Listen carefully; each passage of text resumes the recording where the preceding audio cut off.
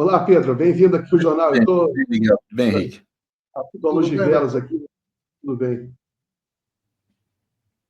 Bem, vou então fazer aqui as honras da casa já e não vou fugir da pergunta do dia e da semana.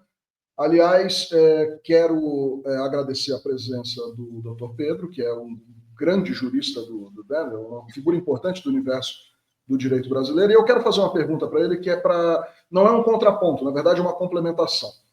Hoje, quem deu entrevista para a gente no Fórum 11:30 foi o Dr. Lênin Streck, que é também um grande jurista e uma figura também importante do direito brasileiro. Pedro, surgiu uma conversa no Congresso de que a lei de anistia, o Hugo Mota está num acordo com o governo e não pode pautar isso, mas está se segurando do jeito que dá, levando porrada de todo lado. E aí se chegou aí uma conversa de que poderia eventualmente aí achar uma saída secundária e que essa saída secundária envolveria, por exemplo, abrir não, porque isso qualquer advogado pode fazer, mas abrir uma janela aí para que os advogados das pessoas que foram condenadas entrassem no Supremo com pedido de revisão de pena, para que se reduzisse a pena e na hora da execução penal, enfim, para fazer com que as pessoas agora ou em muito pouco tempo já fossem progredir de regime para voltar para casa, evitando-se assim a aprovação do PL, até porque se aprovar o PL da anistia nessas circunstâncias ia ficar muito na cara que ele é só para o Bolsonaro, né? O Lênin deu uma opinião dizendo, né, ele fala que tem um princípio do direito, que inclusive é uma expressão enorme, que diz que assim, o judiciário não pode punir para mais, mas ele também não pode punir para menos. Não é porque houve algum tipo de discussão que vai se partir agora para uma redução de pena, até porque as sentenças já foram dadas com base na lei. Eu queria saber de ti o que você pensa disso, essa manobra possível para se atenuar penas e evitar uma aprovação do PL de anistia, isso é legal, é ilegal? Como é que funciona isso na prática, Serrano? Olha, deixa eu tentar te explicar isso de um jeito que eu acho que pode ser completo em termos do que você precisa aí.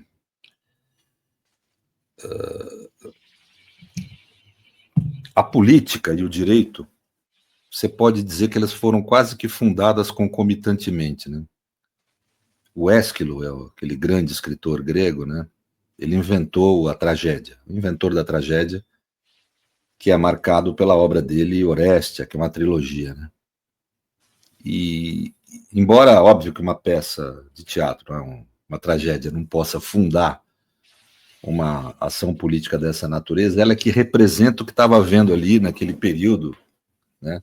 5 séculos antes de Cristo, mais ou menos coincidente com o governo de Clístenes, né, depois de Solon, lá na Grécia. E nessa trilogia, no último volume, exatamente o que está posto é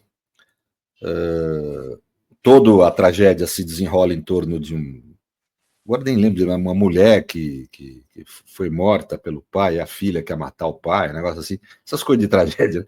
Aí chega no final, a deusa Palatena comentando, declarando, né, sobre como é que era esse hábito da aristocracia ateniense, né, morre um, mata um, aí vai outro, se vinga e mata o outro, quer dizer, esse tipo de violência e de homicídios constantes, né, ela, em suma, instaura o julgamento público. Fala, não, a gente tem que fazer julgamentos públicos e não ficar com vinganças privadas e homicídios privados para a gente poder libertar Atenas desse tipo de, vamos dizer, de cotidiano violento e homicida. Mas aí tem uma frase que ela fala, pouca gente notou essa frase, mas eu talvez pela minha formação eu acabei notando. Tem um momento que ela fala, não conspurque a pureza das nossas leis com suas estratégias, né, com suas... Então, isso é algo muito relevante, porque ela, com seus estratagemas, é a palavra que ela usa, porque mostra a autonomia do direito. A gente só consegue avançar na civilização e construir uma democracia constitucional adequada se o direito tiver autonomia. E como é que ele constrói a sua autonomia? O direito, nas suas decisões essenciais, deve se realizar por razões de justiça e não por razões de disputa de poder. razões estratégicas nesse sentido, né? Ele deve se dar por razões de justiça, aplicação de princípios, etc. O que você descreve é uma tentativa política, estratégica, de alterar uma decisão judicial por conveniência política. Isso não tem cabimento, nem para condenar o Bolsonaro. Né? Eu fui o primeiro a falar primeiro não digo, mas fui um dos que, em sites de esquerda, recentemente, tenho insistido, por exemplo, em falar que não se pode banalizar a prisão preventiva. Né, falei recentemente que essa questão do tempo do processo tem que ser julgado esse ano. Não, tem que ser julgado no tempo que a lei determina. Se ocorrer algum incidente levantado pela defesa que atrase, se ocorrer a demora na coleta de provas, se espera mais. O processo tem que andar de acordo com a lei, por razões de justiça, não por razão política. Isso serve para os dois lados. Também para querer beneficiar os réus dessa forma, não tem cabimento isso também. É a mesma coisa que você falar, não tem que terminar o processo esse ano, porque ano que vem é ruim, vai confundir com as eleições. O que tem a ver eleição com processo judicial? Nada. Pode ter a ver no mundo da política concreta, mas não deveria ter no mundo da construção de uma democracia constitucional, né? Então, essas razões que se apresenta também. Querem aprovar a lei de anistia? Aprovem. É inconstitucional se for feito assim. Né? E o Supremo tem que ter a coragem de declarar a inconstitucionalidade. É óbvio que eu espero que o Legislativo brasileiro não faça isso. O crime que comer... Eu não sei ali, o Ministério Público vai ter que provar para cada um dos réus a culpa de cada um ali, a autoria de cada um. Mas a realidade é que o crime foi cometido. A investigação da PF não deixa muito margem à dúvida. Um crime grave houve no Brasil, grave, extenso, composto por vários atos, né? Isso tem que ser punido, né? Não pode ser assim, né? Uma conveniência política, vamos reduzir as penas. Tem que aplicar a pena determinada em lei e ela ser executada na forma prevista em lei, né? É isso, tem que se aplicar a lei. Não tem... É um valor essencial da democracia a aplicação da legalidade, né? Então, eu acho que esse é um debate que nem deveria haver, né? A gente não aprova a lei da anistia, em compensação se ameniza aí. Não é assim, né? Não pode ser assim. Essas são razões estratégicas, razões de disputa de poder, que nada tem a ver com as razões de justiça que devem presidir as decisões judiciais de uma democracia constitucional. Mas, no entanto, em tese, né? Aqui, é claro, você está aqui para responder dentro do campo do direito, mas em tese isso talvez pudesse se evitar que esse projeto de anistia fosse para frente, né, Pedro? Porque eu acho que o problema dele ir para frente é justamente tirar do banco dos réus essas figuras graúdas que acabaram aí, né, protagonizando o golpe em si. No Brasil nós sempre tivemos que é típico de país assim, produto de colonização, essa elite atrasada e estranha que a gente tem aí, né? Uma elite contra o seu próprio povo, né? A gente sempre andou nessas questões aí entre o abuso e a impunidade. Nós nunca conseguimos ficar no meio aí, que é o correto. Ou a gente tem abuso, prende preventivamente, faz espetáculo, acaba com a vida das pessoas antes sequer de haver menor mínimo direito de defesa. Ou a gente deixa assim impune, tá tudo bem, e fica por isso mesmo, né? Então é mais ou menos o que estão querendo fazer, um arranjo político para deixar por isso mesmo, né? É sempre essa história, né? Serrano, você acompanhou esse autoexílio do Eduardo Bolsonaro nos Estados Unidos? E ele tem o objetivo declarado de pressionar autoridades americanas.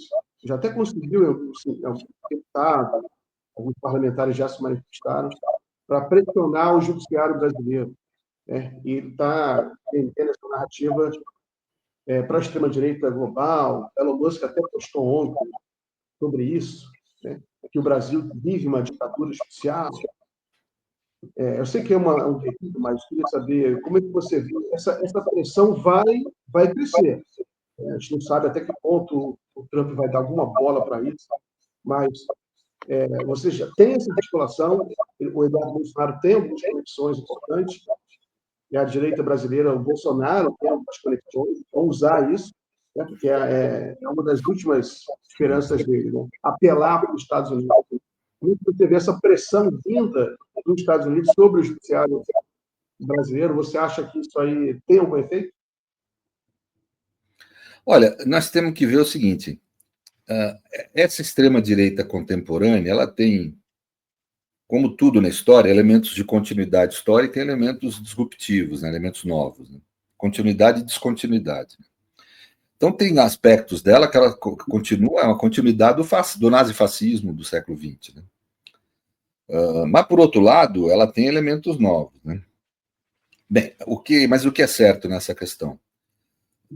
Há, evidentemente, essa extrema-direita enfrenta e procura destruir o judiciário na forma que ele está posto nas democracias. É um dos principais inimigos dela, se não for o principal. Né? Você vê que até nos Estados Unidos, pela primeira vez na história, o presidente eleito, o presidente no exercício, o Trump, recebeu uma admoestação pública do presidente da Suprema Corte, que é conservador, né? Do Justice, que é conservador. Né? Então, porque exatamente admoestando o Trump que ele não deve ameaçar com impeachment juízes só pelo fato de terem dado ordens contra o governo. Isso faz parte do dia a dia do judiciário. Mas a realidade é que isso demonstra como essa extrema-direita é contra os direitos, contra a democracia constitucional, contra, assim, quando ataca minorias. Quer dizer, qual que é a lógica de você ter direitos de minoria ou de pessoas? É você ter decisões contra-majoritárias. Né? A ascensão do nazifascismo, ela se deu pela via da democracia, pela via da eleição, pela via majoritária. E eles acabaram criando aquela tragédia, mataram 11 milhões de pessoas em campos de concentração, 6 milhões de judeus. Então, o que foi as condições do pós-guerra? Tentar evitar que isso voltasse a acontecer, garantindo direitos mesmo contra, vamos dizer, a vontade da maioria, garantindo direitos de forma antimajoritária, que nós falamos. Né? E essa gente é contra esse modelo, contra o modelo de direitos humanos, direitos fundamentais. Né? Então, toda vez que o judiciário se pronuncia limitando o seu poder, ou estabelecendo direitos, ou punindo crimes que essa gente comete como método, eles reagem indo contra o judiciário, né? Querem destruir mesmo. Na Turquia foram presos 2.500 juízes. Né? E é assim que eles vão agir, quer dizer, se o judiciário entrar no barulho deles agora, vão ser destruídos. Vão destruir a democracia e os juízes vão ser inimigos. Assim. Entendeu? Não tem jeito, quer dizer, porque eles não vão se comprazer com a ideia de você ter um poder que limita, a não ser que esse poder esteja sob domínio absoluto deles, né? Que é o que eles querem. Porque um judiciário precisa, as ditaduras do século XX já mostraram isso. Hitler assumiu o poder, mas estabeleceu uma ditadura por um decreto de exceção baseado no artigo 48 da Constituição de Weimar. Mas manteve a Constituição formalmente vigente e tinha judiciário, o legislativo deixou de funcionar, mas existia, quer dizer, ou seja, porque precisa para poder o mercado capitalista se reproduzir, né? O mercado precisa de contrato pode trazer divergência, se tiver divergência, alguém tem que decidir, então a juíza, tem que ter advogado, tem que ter promotor, juiz, direito penal comum, né? Você precisa ter essas coisas. Então, judiciário eles vão precisar para reproduzir o sistema, mas eles querem um judiciário sob domínio, né? Então, eles vão ter que liquidar esse judiciário democrático que a gente tem no mundo. Não estou aqui elogiando o judiciário, deixando de dizer que não tem N problemas. Tem N problemas, mas a gente tem que entender que a extrema-direita hoje ataca a democracia liberal, as conquistas mínimas que o avanço civilizacional trouxe. Né? Capitalismo não é só destruição e só opressão, ele também é construção, também é avanço. Né? Então, eu creio que esse é o problema que nós temos hoje no mundo. Né? Quer dizer, então, se o judiciário fizer concessões a esse tipo de pressão aí do Eduardo Bolsonaro, esse tipo de coisa, ele vai estar ajudando essa gente a destruí-lo. Porque o que a gente observa no comportamento, tanto do nazifascismo do século XX quanto dessa extrema-direita agora, é que eles não têm mediação. Eles vão fazendo pressão e você vai cedendo, mas eles não mediam, eles vão para cima. Quer dizer, não tem jeito, tem que confrontar, não tem outro modo. Não tem mediação possível, é isso que a Folha do Estado de São Paulo não entende. Como é que você mediava com o nazismo? Não vão matar judeu, vamos só torturar? Isso que é mediação? É inaceitável tudo. Quer dizer, qualquer mediação nos termos que essa gente põe é inaceitável, é a destruição dos direitos, que significa desumanização das pessoas. Né? Do ponto de vista jurídico e político, ser humano é o corpo protegido por direitos. Quando não há proteção desses direitos, é vida nua, como fala o Agamben, é corpo despido de proteção, não é ser humano, nos desumaniza. É isso que essa gente quer, tirar a nossa humanidade. né? Então é muito grave isso. Mediar de qualquer forma com isso é um imenso erro. Não tem mediação. Aí é o caso de dizer não. Recolha-se.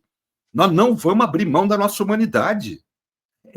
Isso é ponto. Abrir mão disso é você se imolar, virar um objeto, virar um cordeiro, que era usado como sacrifício, por isso a palavra homo sacer, né?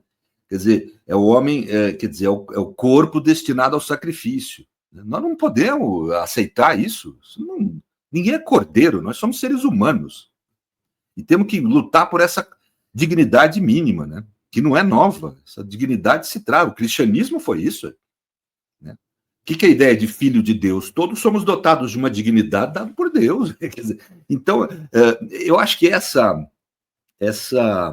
vamos dizer assim, questão nós temos que entender. Não adianta mediar. O judiciário tem que aplicar a Constituição. Se tiver gente que queira enfrentar ele no exercício dessa função democrática que ele tem que enfrentar. Não tem outro jeito. Não dá para mediar. Se fosse possível uma mediação, Henrique, eu toparia. Eu diria assim, legal, vamos evitar aqui a lei de anistia. Não adianta. Eles vão ir crescendo, crescendo, crescendo, até nos destruir. Não tem outro modo, é enfrentar logo, enquanto eles não têm essa potência toda. Se a gente for cedendo, eles vão ganhando força. E vai ficando mais difícil combater eles. Eles não vão parar. Os nazistas não pararam, essa gente não vai parar. Né? Eu acho Aliás, Pedro, eu quero aproveitar para repetir, aproveitando já esse teu gancho, inclusive essa parte final, né? Eles não vão parar e os nazistas não pararam. Eu vou repetir para ti uma pergunta que eu fiz ontem. A gente recebeu aqui ontem o doutor Alfredo Atier, que é desembargador do Tribunal de Justiça de São Paulo. Desembargador. Sim, é um sujeito também do mundo do direito, uma posição muito progressista, se a gente comparar com a média geral, e um cara também de uma capacidade intelectual muito grande. Eu questionei ele a respeito de um acontecimento recente, notícia de ontem, praticamente de 2 dias para cá, nessa toada do que a gente está falando, que foi a condenação da Marine Le Pen na França. Ela foi condenada pelo judiciário francês a 5 anos de inelegibilidade, está fora das próximas eleições legislativas e também fora da próxima eleição presidencial e, se quisesse disputar, das eleições europeias. Ela está fora do cenário político. Fazendo só aqui um pequeno apêndice, né, de informação, a Marine Le Pen, que é filha do Jean-Marie Le Pen, um nazista, né, e o principal nome do neonazismo na França no pós-guerra, enfim, a França ocupada, a França da resistência, a França que foi subjugada pelo Hitler. Eu perguntei a ele se ele via também esse risco que a gente está vendo no judiciário brasileiro e, de alguma forma, no judiciário dos Estados Unidos também, e isso na Argentina, a gente está vendo recentemente o que o Milei está fazendo. Pedro, pelo que a França representa para o universo do pensamento, da filosofia, até democrático, né? Como o berço ali da primeira revolução, da burguesa, você vê risco no judiciário francês? Porque, assim, ele já está sendo... A pergunta ontem para o doutor Atier foi se ele via risco de ataque. Hoje, acompanhando o jornal aqui na Europa, eu já vi que o judiciário francês já está sendo atacado na França de uma forma muito violenta. Você vê risco também de um levante contra o tão austero, né, judiciário da França, da República Francesa? Mas não tenho dúvida. Eles vão enfrentar o judiciário em todos os lugares. Está sendo assim. Só não enxerga quem não quer ver. Estou te falando, na Turquia prenderam 2.500 juízes. Na Hungria prenderam bastante também, eu não lembro quanto. Mas, quer dizer, é o método. Você não tem mais estado de exceção para o governo de exceção. Esse foi o erro do Bolsonaro, um dos erros dele. Tentou fazer um golpe de fashion, né? Mas não é assim. O Trump é mais esperto. Né? Você tem governo de exceção hoje em dia por medidas de exceção, medidas produzidas no interior da democracia, que vão degenerando a democracia e a Constituição. Né? Ferrajoli, que é um jurista, chama de processo desconstituinte, cada um tem um nome aí. Mas a realidade é que esse fenômeno existe. E nessas medidas de exceção, que são produzidas quando você tem ou governo de extrema-direita ou ação de extrema-direita, né, o judiciário reage às vezes. E quando reage, compra o enfrentamento. Essa gente não tem... Eles não fazem concessão. Né, eles enfrentam quem se coloca como obstáculo. E o judiciário muitas vezes é obstáculo, seja punindo crimes quando eles estão na oposição, seja estabelecendo limites a atos de governo quando eles estão na situação. Então o Trump compra a briga no judiciário porque o judiciário começou a pôr limites. Ele soltou um monte de medidas de exceção num tempo muito curto, que ofendem direito à livre expressão artística, científica, decreta estado de exceção numa parte do território, uns absurdos, ele arrebentou com a Constituição norte-americana. Né? O judiciário reagiu minimamente, né? Começou a pôr limite nisso, aí ele vai e enfrenta o judiciário, vou decretar impeachment, tal, quer dizer, não aceita limites ao seu poder, quer ser um imperador e não presidente da República. Quando eles estão na oposição, assim, eles praticam crimes e não querem ser sancionados, é o que ocorre no Brasil. Eu não sei, eu não acompanhei direito o caso da Le Pen, francamente, eu não vi, preciso estudar um pouco isso, mas assim... Ela descaradamente, ela desviou dinheiro do fundo europeu para destinar ao partido dela, o Rassemblement Nacional. Ela usou dinheiro do fundo, e ela não quer ser punida, Pedro. Ela acha... Aqui no Brasil é peculato, lá também, quer dizer, é crime, isso tem que ser punido. Não tem... Quer dizer, eles cometem crimes e não querem ser punidos, né? Não querem receber sanção. Quando o judiciário aplica a lei e resolve sancioná-los, eles reagem com violência. Porque eles são assim, gente. Nós estamos lidando com uma nova forma de nazista, para as pessoas entenderem de uma forma simples. O espírito é o mesmo. Eles só aprenderam, são mais espertos, aprenderam com aquela coisa de tanque na rua, não funciona, tem que ser outro jeito. Então eles mudaram o jeito, mas a essência é a mesma. E a psique dessa gente é não fazer concessões. Eles vão avançando até destruir, até acabar com a gente, qualquer um que pensa, que não seja absolutamente servil às ideias deles. Quer dizer, é gente psicopatizada, né? Então eu acho que não adianta a gente ter ilusões com relação a isso. Agora, apoiar o judiciário, não é um problema de apoiar o judiciário, de não ter crítica ao judiciário, é que nesse momento eles estão sob ataque dos inimigos da humanidade. Essa gente é inimiga da humanidade, do humano que habita cada um de nós e todos nós. Essa gente então não tem jeito, a gente tem que apoiar, essa hora se junta todo mundo, todas as instituições, todo mundo que representa o mínimo de civilização. Né? Então precisamos apoiar o judiciário a nível global. Eu postei no meu Instagram, aquele outro, o X, uma fala da International Bar Association, que acompanha o ponto de vista da Associação dos Advogados, uma espécie de OAB aí, americana, né, que é a Bar Association, e a International Bar Association é uma associação internacional, e eles acusando tanto a OAB local dos Estados Unidos quanto essa internacional, vamos dizer assim, para as pessoas entenderem, e acusando claramente que há um fim do Estado de Direito nos Estados Unidos. Pela primeira vez, os advogados organizados, por quê? Porque estão sendo vítimas, ele não ataca só o judiciário, ele ataca advogados, ele ataca tudo que representa a justiça, né? Porque isso representa fundamentalmente limites ao poder dele. Né? Quando eles estão na oposição, porque representa a sanção às violências que eles querem cometer e que cometem. Então é isso, quer dizer, não tem outro modo de tratar, senão a gente apoiando quem quer fazer valer a civilização, quem quer fazer valer os direitos, a Constituição, esse tipo de avanço civilizado que a gente tem. Né? Então, eu não sei, eu creio que é isso. Eu acho que,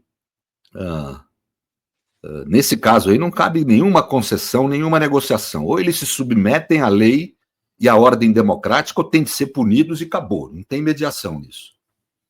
Aliás, aproveitando, você falou que ficou assustado com essa declaração de que o Estado de Direito americano já estava condenado. Nesse fim de semana agora eu fiquei bastante assustado. No domingo à noite eu estava assistindo a televisão com a minha mulher e a gente estava vendo a CNN Portugal. A CNN ela é uma franquia, embora ela esteja presente em vários países, ela a Cable Network News é um grupo americano controlado e com padrões de jornalismo dos Estados Unidos.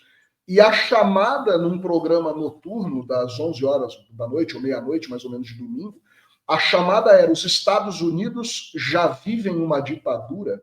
Pô, isso estava no GC da CNN, Portugal. Então, mas é isso.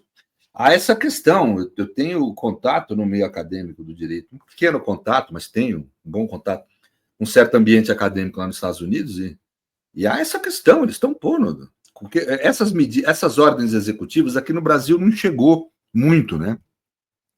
Porque o interesse maior a nível internacional está sendo as tarifas, essa coisa toda. Mas quando você passa a analisar, eu tenho aqui o link de todas elas, quando a gente passa a analisar, ele é de estarrecer, quer dizer, um ataque imenso à liberdade. Eles falavam de liberdade de expressão, acabaram com a liberdade de expressão até no campo científico, até no território científico. O sujeito que é funcionário público ou financiado pelo Estado não pode mais apresentar um trabalho no Congresso ou publicar um livro se não tiver autorização estatal, quer dizer, é uma brutalidade, quer dizer. E é isso que essa gente vai fazer, eles usam os direitos para acabar com os direitos, e não para garanti-los. Né? Eles querem transformar os direitos em privilégio, eles querem ter liberdade de expressão, não quem se opõe a eles. Quer dizer, então, não podemos vacilar com essa gente, ter o mínimo de confiabilidade. A gente absolutamente com personalidades distorcidas, psicopatas, assim, sabe? É a ação psicopática na política, é a psicopatia na política. É isso que nós temos que entender. Não há mediação possível. Essa gente precisa de limite, não de mediação. Então, acho que é um imenso erro qualquer tipo de mediação com esse tipo de gente. Nesse caso, tem que aplicar a Constituição, a lei, é isso. Se vocês verem as minhas últimas lives, eu falando, não parem com essa história de ter que julgar esse ano, vai ter que julgar no tempo que for, que a lei determinar, se a lei determinar e for possível julgar esse ano, legal, senão não. Então temos que cumprir a lei nisso. Então isso eu falando para o nosso povo, né, para o povo progressista. Né? Quanto mais para eles, eles querem o quê? Não ser punidos? Mediar? Quem aprovou a lei de defesa da democracia foi o Bolsonaro, ele aprovou, ele sancionou. Agora ele não quer que aplique em relação a ele e seus comparsas. Então, não é assim, as coisas não podem ser assim. Né? Nós precisamos sair no Brasil dessa samba entre, vamos dizer, excessos punitivos e impunidade, quer dizer, entre abuso e impunidade, temos que ir no meio do caminho que é o correto. E nessa relação com a extrema-direita em geral, não podemos mediar. Toda vez que a gente mediar, eles vão avançar e vão ir para cima. Não tem jeito, eles não chamam a pôr limites neles, eles pedem limites, não somos nós que estamos querendo dar. Né? Não é porque eu tenho um espírito que me conhece, sabe, muito mediador, assim, como pessoa. Assim, medio com Deus e o mundo, não gosto de conflito. Mas nesse caso não tem jeito aí. O sujeito chega na rua, começa a te dar um monte de murro, você vai fazer o quê? Ficar parado, apanhando? Você tem que se defender, não tem jeito, quer dizer. É um movimento de defesa da civilização que nós estamos envolvidos. Né? Gente, infelizmente eu estou com um problema de horário. Exatamente. Eu vou liberar você agora, isso que eu ia falar. Já estava encerrando. Muito obrigado. Muito obrigado, Miguel. Obrigado por tudo. Obrigado mais uma vez.